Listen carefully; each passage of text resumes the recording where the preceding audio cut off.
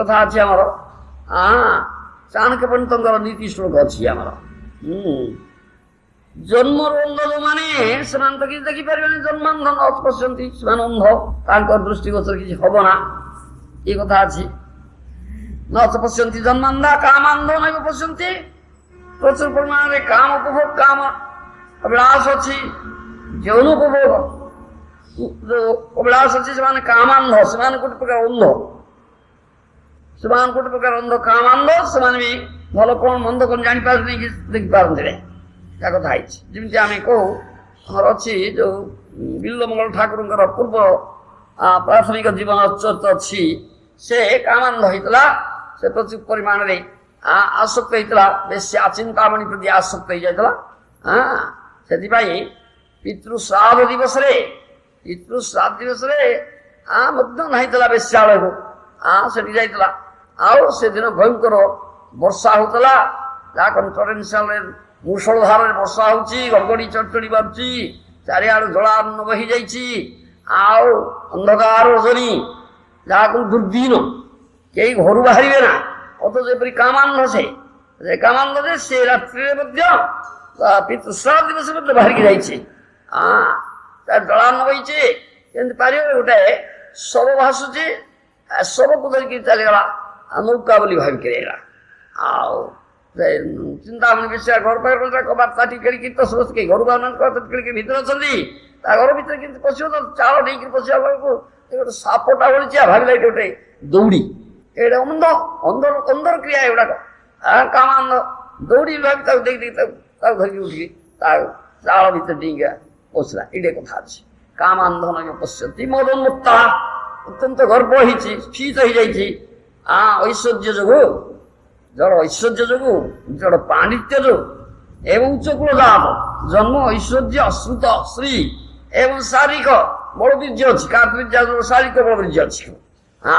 କାଲି ସେ ଲାଭ କରିଥିଲେ, କେମିତି ଆମେ କହୁଥିଲେ, ଦତ୍ତାତ୍ରେୟଙ୍କର ଆରାଧନା କରିକିରି ଏସବୁ ଲାଭ କରିଛନ୍ତି, ଶସ୍ୟ ଲାଭ ପାଇଛନ୍ତି, ଏସବୁ ଅତ୍ୟଧିକ ବଳବୀର୍ଯ୍ୟ ଲାଭ କରିଛନ୍ତି, ଶ୍ରୀ ଶାରୀରିକ ସୌନ୍ଦର୍ଯ୍ୟ ଲାଭ କରିଛନ୍ତି। ଏଥିପାଇଁ ମଦୋନ୍ନ ସେଇଟା କୁହାଉଛି। ମଦୋନ୍ମତ୍ତ ନ ପଶ୍ୟନ୍ତି ଅର୍ଥି ଦୋଷ ନ ପଶ୍ୟନ୍ତି। ବହୁତ ପ୍ରଚୁର ଟଙ୍କା ପଇସା ଅଛି, ଏଗୁଡାକ ସେମାନେ ଅନ୍ଧ, ସେମାନେ ଅନ୍ଧ। ଏ ପ୍ରକୃତ ଅନ୍ଧ, ଭଲ କଣ ମନ୍ଦ କଣ ଜାଣିପାରେ ନା, ଅନ୍ଧଟା ଜାଣିପାରେ ନା, ଅନ୍ଧଟା ଜାଣିପାରେ ନା। ଅନ୍ଧ କେବଳ ନିଜକୁ ଜାଣେ, ଅନ୍ୟକୁ ଜାଣେ ନା। ଆଉ ଭଲ କୋଉଟା ମନ୍ଦ କୋଉଟା ଜାଣିପାରିବ ନା, କଣ କରୁଛି ତା ବୁଝିପାରିବ ନା, ଏ ହଉଛି ଅନ୍ଧ।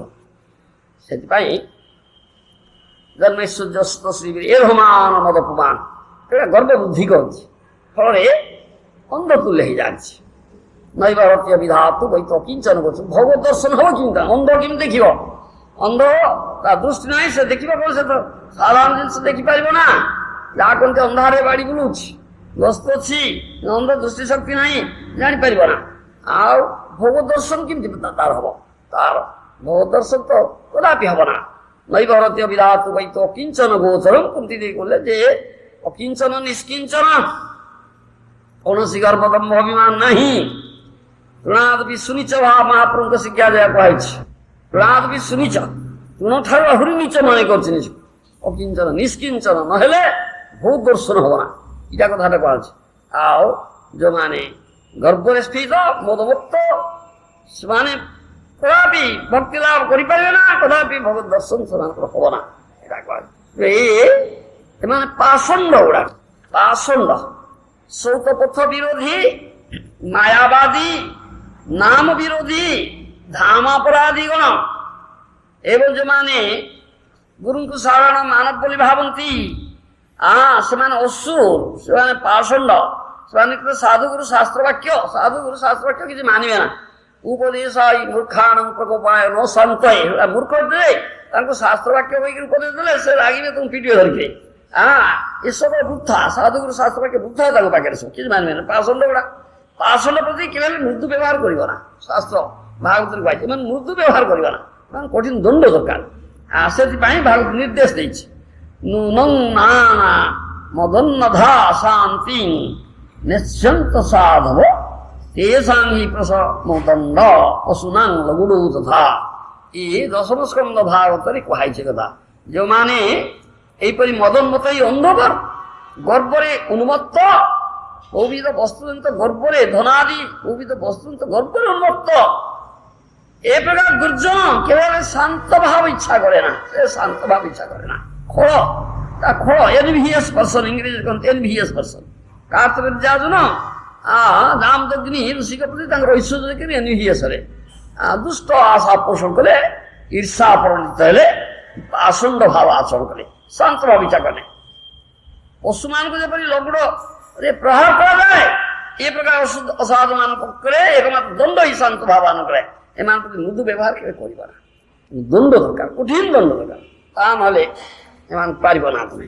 ଏସବୁ କଥା ଏ ଶାସ୍ତ୍ର ନିର୍ଦ୍ଦେଶ ଅଛି, ଇଏ ଆମର ଶାସ୍ତ୍ର ନିର୍ଦ୍ଦେଶ ଅଛି।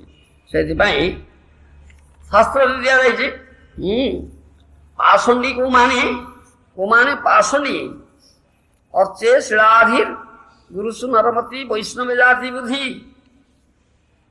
বিষ্ণু বৈষ্ণবান কলিমল মথনে পাদ তীর্থ অম্বু বুদ্ধি। শ্রী বিষ্ণুর নাম নিমন্ত্রে সকল কলুষে শব্দে সামান্য বুদ্ধি বিষ্ণু সর্বেশ্বরে সে তদ ইতর সমাধির যস্য বা নারকীশ ପାଷଣ୍ଡୀଶ। ଏଗୁଡାକ ନାରକୀ ପାଷଣ୍ଡୀ। ମନ୍ଦିରରେ ପୂଜା ପାଉଥିବା ଅର୍ଚ୍ଚା ବିଗ୍ରହଙ୍କୁ କାଷ୍ଠ ପାଷାଣର ମୂର୍ତ୍ତି ବୋଲି ଭାବନ୍ତି ଯେଉଁମାନେ, ସେ ପାଷଣ୍ଡୀ ନାରକୀ। ସେମାନେ ପାଷଣ୍ଡ, ତାଙ୍କୁ କଠିନ ଦଣ୍ଡ ଦରକାର। ଗୁରୁଙ୍କୁ ସାଧାରଣ ମାନବ ବୋଲି ଯେଉଁମାନେ ଭାବନ୍ତି ସେମାନେ ପାଷଣ୍ଡୀ ନାରକୀ।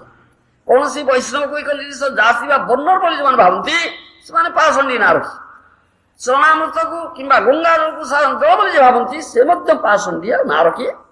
ହରେ କୃଷ୍ଣ ମହାମନ୍ତ୍ରକୁ କୋଉଥିରେ ଭୌତିକ ଧ୍ୱନିତରଙ୍ଗ ବୋଲି ଭାବନ୍ତି ସେମାନେ ମଧ୍ୟ ପାଷଣ୍ଡୀ ନାରକୀ। ଭୌତିକ ଜଗତରେ ଭଗବାନ କୃଷ୍ଣଙ୍କର ଏସବୁ ପ୍ରକାଶ ତାଙ୍କର ଅହେତୁକୀ କୃପାର ଚିହ୍ନ, ତାଙ୍କର ସେବାରତ ଭକ୍ତମାନଙ୍କୁ କୃପା ପ୍ରଦର୍ଶନ କରିବା ଏସବୁ ରୂପରେ ଭଗବାନ ପ୍ରକାଶିତ ହୋଇଛନ୍ତି। ତେଣୁ ଯେ ସ୍ୱୀକାର ନ କରନ୍ତି ନା ସେମାନେ ପାଷଣ୍ଡୀ ନାରକୀ, ସେମାନେ କଠିନ ଦଣ୍ଡ ଦରକାର। ତେଣୁ ଏଥିରୁ ପ୍ରମାଣିତ ହେଉଛି ଅର୍ଚ୍ଚା ମୂର୍ତ୍ତିକୁ କାଷ୍ଠପାଷାଣ ମୂର୍ତ୍ତି ବୋଲି ଭାବେ ତଦ୍ରୂପ ବ୍ୟବହାର କରେ ସେ ପାଷଣ୍ଡୀ, ସେ ନାରକୀ। ଭଗବାନଙ୍କ ଅର୍ଚ୍ଚା ଅଷ୍ଟବିଧ ରୂପରେ ଜଗତରେ ପ୍ରକଟିତ ହେଉଛନ୍ତି। ଶୈଳୀ ଦାରୁମୟୀ ଲେପ୍ୟା ଲେଖ୍ୟା ଚ ସୈକତୀ ମନମୟୀ ମଣିମୟୀ ପ୍ରତିମା ବିଧା ସ୍ମୃତା। ଭଗବାନଙ୍କ ଅର୍ଚ୍ଚା ମୂର୍ତ୍ତି 8 ପ୍ରକାର ପ୍ରକଟିତ হয়। শিলাময়ী, কাষ্ঠময়ী, লৌহ সুবর্ণ প্রভৃতি ধাতুময়ী, নুনময়ী, চিত্রপটময়ী, বালুকাময়ী, মনময়ী, মণিময়ী। এ শাস্ত্র সিদ্ধান্ত, এ শাস্ত্র সিদ্ধান্ত। ଆଉ ଭଗବାନଙ୍କର ବିଗ୍ରହ ଆଉ ଭଗବାନଙ୍କ ନାମ ରୂପ ବିଗ୍ରହ ଏ ତିନ ଅଭିନ୍ନ, ଭିନ୍ନ ନାହିଁ। ସେ କଥା କୁହାଯାଇଛି ଚୈତନ୍ୟ ଚରିତାମୃତ ମଧ୍ୟ।